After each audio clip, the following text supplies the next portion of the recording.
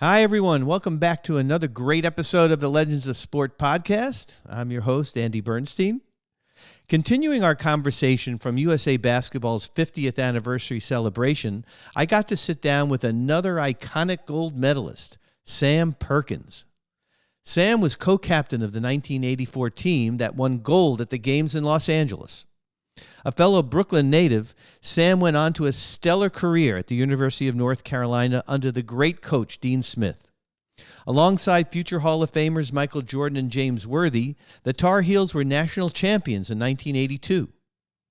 Sam was drafted fourth in the 1984 NBA draft by the Dallas Mavericks and played in the NBA for 17 years for the Mavs, Lakers, Sonics, and Pacers. Sam made 3 NBA Finals appearances during his career. Sam was one of the truly good guys to be around over the years I photographed him during his career.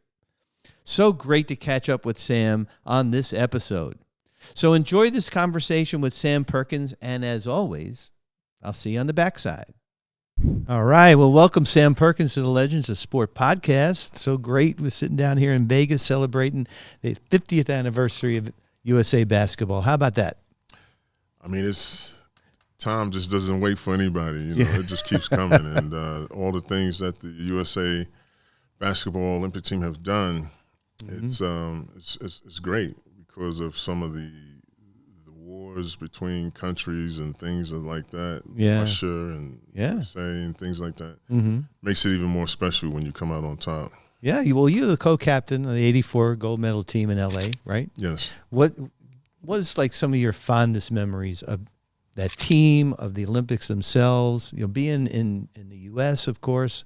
I don't know. Was there something that stands out? Yeah, well, it wasn't so much it was the final selection of the team, but I think what surprised me was the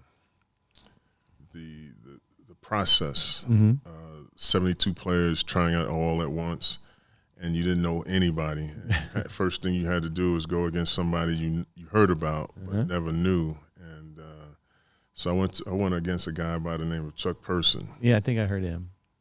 The rifleman. And right, I had to take 2 dribbles and get to the hoop.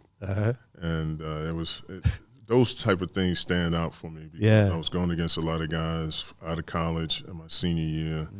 And it was very special to make that team with Bobby Knight. Yeah. And that crew, that coaching staff. It was a great honor to represent. And then going into LA, winning everything, not easily, but it was concentrated by Bobby Knight that we couldn't do anything else. Yeah, for sure. But it was good. Yeah, amazing.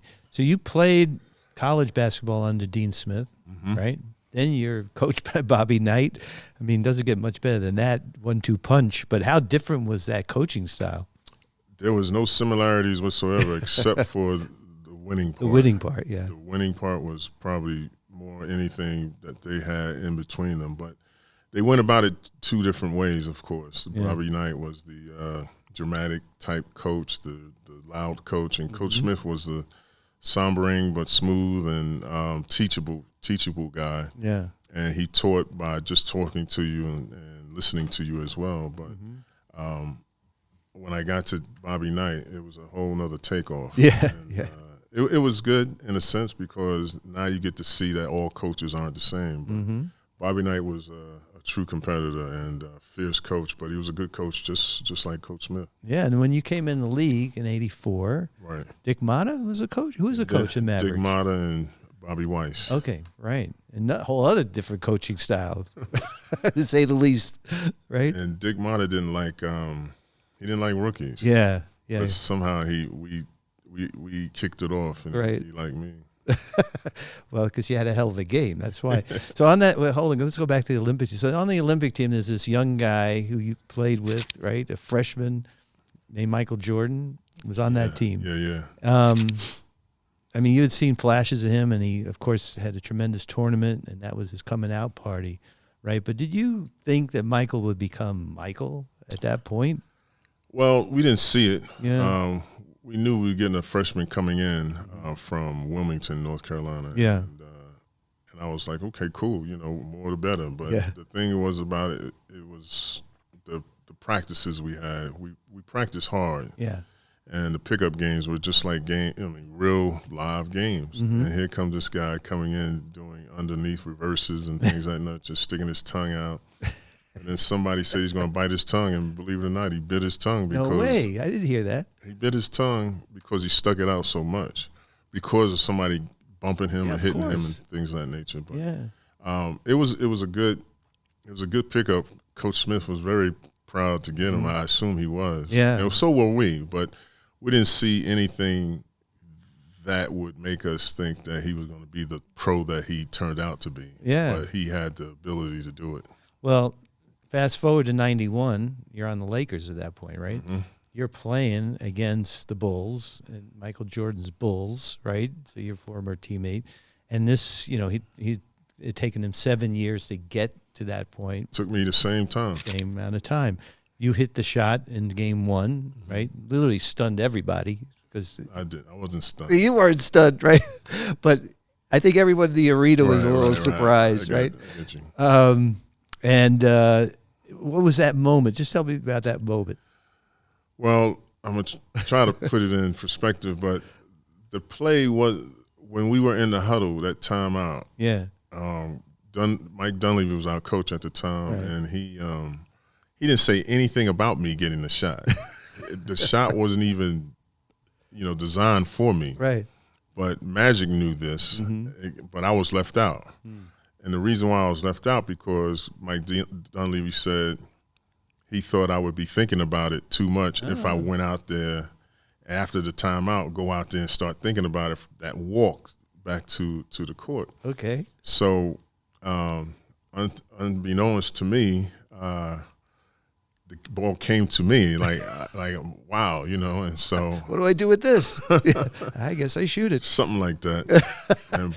So wait, hold on a second. So you're saying that Coach Dunleavy and Magic knew the ball was going to you? The only person that didn't know was you? Nobody knew it was going to come to me because Magic was supposed to post up. Okay. But I guess he told Magic they're going to rotate to you. Once they rotate to you and you see that, and you can see it in the film. Yeah. Or old tapes or whatever. Right. But when you see it, they rotated off, and I was open for a quick Worthy exchange from up and down and up. And I was open for 2 seconds or whatever it was. Yeah. And, was able to hit the shot. I knew I had to shoot it by then because, if I didn't shoot it, I'd be in trouble. That wouldn't have been good. But it was a great strategy because Dunleavy said that, I would have been thinking about it. But you think he's right? He was right at the time? Just like any other thing I would have thought about, but I probably would have been heavy on my mind, like, oh, my God, I got to shoot. But it wasn't like that. Yeah, that's so interesting. In 96, you're in the finals again, but you're on Seattle. Came up short, right? What do you remember about that finals? That was probably the tougher one because we went through the Western Conference with Utah. And I swear it was just so tough. And when we got to the Bulls, I believe it was the Bulls, and definitely was the Bulls. Yeah, it was in the middle of the next the three-peat. And those series were real tough on the road and things like that. Teams got much better than we expected. But Coach Call at the time, laid it out. And we had a team, another team, and I was thankful that I was going to another finals. Yeah. And it was a good feeling again that you may be able to go to 3 finals. Right. But I didn't have the turnout like I wanted to. Yeah, well, the third final was the 2000 finals with the Pacers at that point. Yes. You got to go up against Shaq and Kobe. Right. And they were pretty much on a mission from God at that point, I think, those guys. Yeah, all the finals to me that I lost were fun. Yeah. Don't get me wrong, there's no fun in losing. No, but you got to the promised land, almost. Got to the door of the promised land. Right. Right. What are your memories of Kobe from that finals or just playing against him or him as a person? We always like to get a memory of Kobe. Well, I always respected Kobe.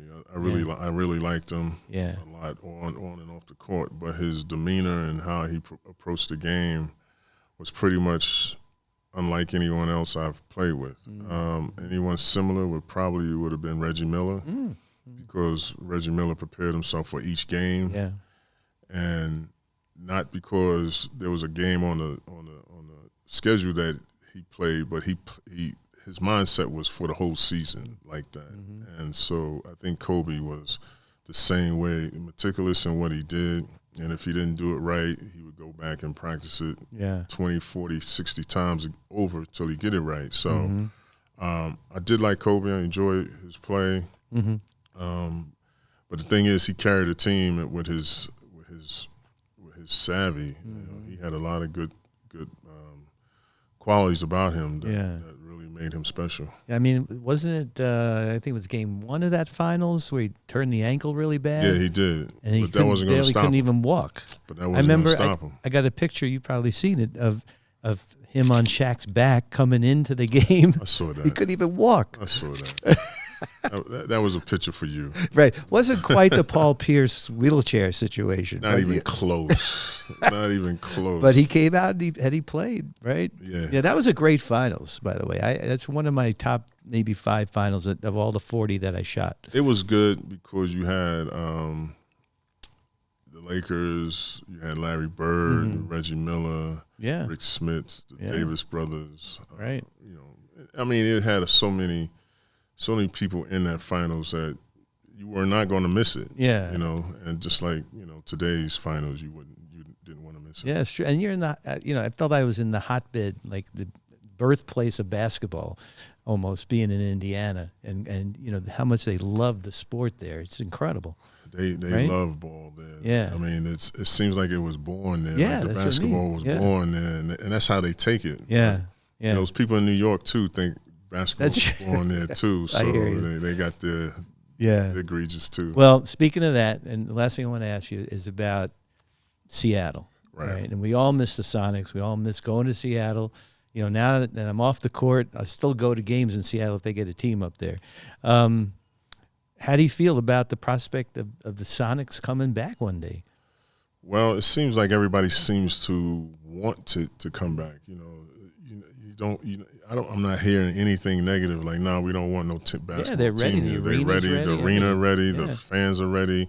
They keep having these small intakes of fanfare there. Yeah. And George Karl, Nate McMillan, there's a network of people that are vying for it to come back and making it positive that it will. But I keep asking Silver when it's coming back, and he gives me one of those answers that he gives all the time, like oh, it'll be there. Yeah. Down the line, it will be there. So down the line has been 4 or 5 years now, 6 years. So, but eventually, I hope that Seattle is a city that's great for basketball. Yeah, for sure. You had people coming from Vancouver and things of that nature, but I think it's so diverse there.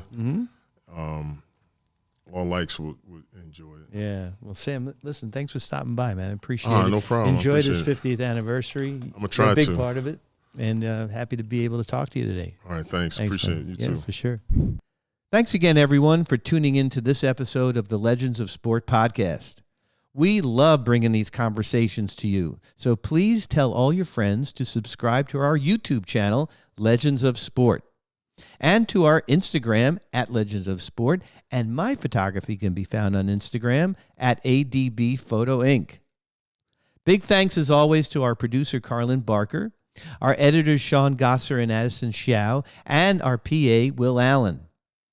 Big thanks to our good friends Charlie and Julio and all the folks from USA Basketball who were so helpful to us. Big shout out to Fujifilm and Memento for being great supporters of the Legends of Sport podcast while we were in Las Vegas. So thanks again to all our loyal followers, and we'll see you next week for another fun conversation on the Legends of Sport podcast.